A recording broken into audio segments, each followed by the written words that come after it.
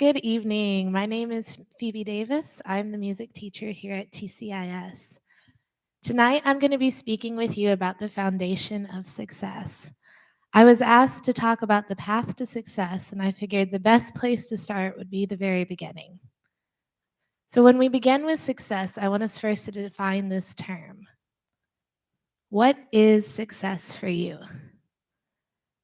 If you were to Google success, you would see a list of famous figures: Bill Gates, Taylor Swift, Jeff Bezos, people who we tend to attribute success as having achieved something very, very great, achieved something in abundance. But in the English language, success is simply the achievement of a goal. If you got up today, washed your hair, made yourself some breakfast, got to work, you were successful. If you set out to complete your homework assignment, you are now a successful person if you've turned this in on time. Congratulations. When we talk about success, typically, we all are aware of the very simple way to achieve it. Have a clear goal. After you have your clear goal, put in some effort. And afterwards, execute your plan.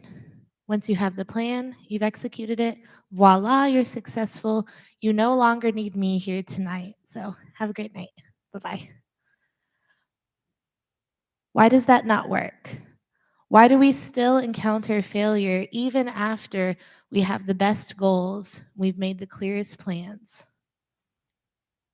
My argument for you tonight is that success, the trick to it, is not in what we do, but why. Tonight, to begin, we're going to work backwards. We're going to start here at the very end of our plan, reflecting on our goals, our effort, and reflections. From there, we're going to go through the 3 principles that I've encountered that have helped me to be successful: understanding my expectations, my knowledge and perspective, and my motivation. So our final links are creating and achieving. First, we start with a goal. Let's say, as a music teacher, that I want to make a great song, for our example tonight. I sat down, I decide I'm going to make the best song and distribute this. Is this goal specific or measurable? How will I know I achieve success? So I've decided instead to reevaluate my goal and to make it, I want my song to reach 5,000 views, and I want 200 people to download and purchase this song. Once I began this plan, I realized I need 4 things. My effort needs to be simple and structured. I need to balance my resources. I need to involve my community, and I need to prioritize time. In going about achieving my goal, the very first step would be to compose the song.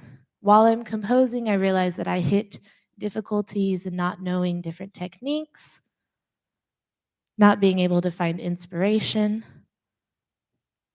After I compose this song, I need to record. Again, I have issues in not knowing which equipment to use or having access to the equipment that would fit and make the song professional due to financial blocks.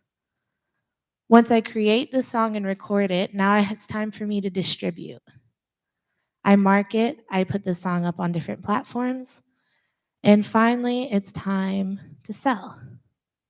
Once I've uploaded, I've sent out all the requests, I've paid for my YouTube premium, I wait. In trying to complete this goal, I research what are the most efficient ways for us to go about working. Many of us would recognize that prioritizing our time, not procrastinating, setting out daily effort every day to work chunk by chunk, making sure that we prioritize our physical body will help. But even after, in this ideal world and following all of these examples, I still have encountered failure. The only people who download my song are my mother and a couple friends. Nobody really wanted to hear it. At the end of the day, I met with failure.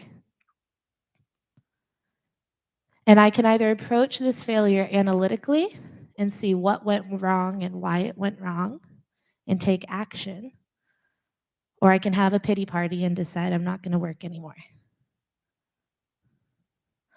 Why did my plan go wrong, even after putting in that work? This is where we encounter the first step, examining our expectations. One of my favorite sayings is that expectations are premature resentments. Expectations are premature resentments. What do I mean by this? An expectation is an assumption that something will happen. If I put in this work, I will achieve. If I am kind to this person, they will be kind back to me. If I pay the cashier at the convenience store, I will receive this product. We say they are premature resentments because when those expectations are not met, we experience an emotional reaction, whether that's anger, grief, sadness, betrayal. We are upset that what we supposed would happen did not. And this is the danger of failure. When we fail, it can be defeating. We can give into that resentment, we can let it consume us, or it can be an opportunity for growth. Because as anyone successful would tell you, failure is simply another step in the path. It's not something that you can avoid. So when we set up these expectations for ourselves, we have to understand what it is that we wanted before we made that goal. What did we already suppose would happen with the effort that we designated? We create these expectations based off of our knowledge and perspective. If success is the end point in our path, knowledge is the tools that we have to get there. The roadmap, the boots, the hiking stick. We gain knowledge either through experience or through study. And this knowledge that we gain along the way is how we form our expectations in the first place. So when I ask myself in my example, why did my plan fail? Well, I had an expectation that people wanted to hear my songs. An implicit expectation is that I even have a point of view, a perspective that would be beneficial and desired by others. We can see that the root of this expectation comes from my experience as a musician. Maybe I have played music in front of friends and family and they've applauded. I enjoy my own singing in the shower. I work as a musician, as a teacher. Therefore, I have another expectation that I can produce, that I can make this song. Knowledge and perspective is tricky because how do we know what we don't know? We all have knowledge. Every time you interact with somebody, you are gaining some kind of insight, some kind of experience. The trick is in knowing, are we basing our expectations on true knowledge or false assumptions? We all have personal lenses that we're born into, whether those are cultural, financial, a belief system. An individual who's grown up in a Muslim culture and a Jewish culture where they cannot eat pork, when they go to make a cookbook, they will automatically have an assumption, a bias, a lack of knowledge in one whole area of a protein group if they have never eaten pork and followed that belief system. As an American, my cultural upbringing will give me different blinders into every experience I have. Now, these lenses are not all faulty. These are not bad things. We tend to look at different biases and we all see the negative. Where they trip us up is in our lack of awareness. If you are aware of your knowledge, you are aware of where you are gaining that perspective, then you can be honest with yourself and your expectations, and you can set clear goals. Which takes us to the very top of our chain, motivation. We all want something. In my example of the song, most likely I want fame or recognition or support or love. And after my knowledge and experience, I have decided that as a musician, this is my best way to accomplish this goal.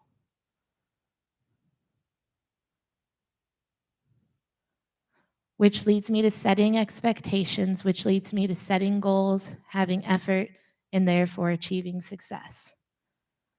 But our success is measured in our achievement of this ultimate desire.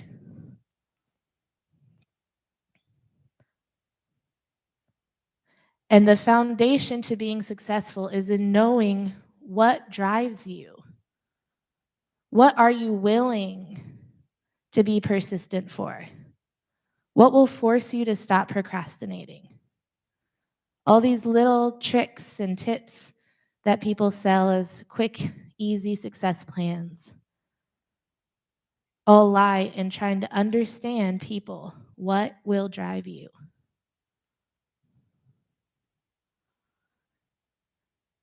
Now, the reason why we have no quick 10-step plan to understanding yourself, which I wish I could sell you, I'd make a lot of money off of that, is because there are two things, chance and luck. There are unavoidable circumstances in life. You can have the best plan. You can know why you're doing what you're doing. You can know where you're going, why you think what you think, and be as open-minded as possible. But you cannot prevent circumstance. I know this personally. When I was 18, I was in my junior year of university. I woke up one day in January to a searing pain in my back and found out that I had a spinal tumor the size of a cantaloupe. I temporarily lost the ability to walk, could not function, could not drive myself, could not take care of myself. I had a very strict plan in life then. Took 22 credits, I worked 4 jobs. I knew what I wanted. I knew what I needed to do, and I was willing to do the work. But nothing can stop your body failing you. What do we do in those situations where our path all of a sudden cuts off? This is when I first learned the power of expectation. I was angry. I had my pity party for a few weeks. And then I realized, who do I think I am to assume that I will always get my health? Who do I think I am to assume that I can keep anything? We're all taking a gamble every single day. Every time you get in your car, every time you walk out the door, you don't truly know what will happen, which is why we cannot have a path to success that is clear cut. But I also learned something about myself in that time. While I cannot control all of my circumstances, I can control my reaction. I can control my mindset. I can understand where my hurt is, and I can choose to not let that perpetuate. I can fix that resentment and take that failure and use it as an opportunity for growth. Use it as the next step towards success.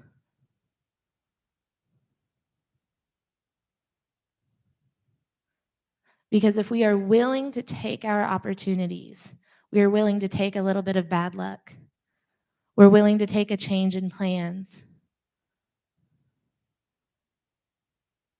willing to take the time to understand ourselves, to know what we need, why we think how we think, to gain knowledge, to gain experience, to set expectations that are healthy and based off of truth, then we too can find success. Thank you so much for your time tonight. I hope you have a great evening.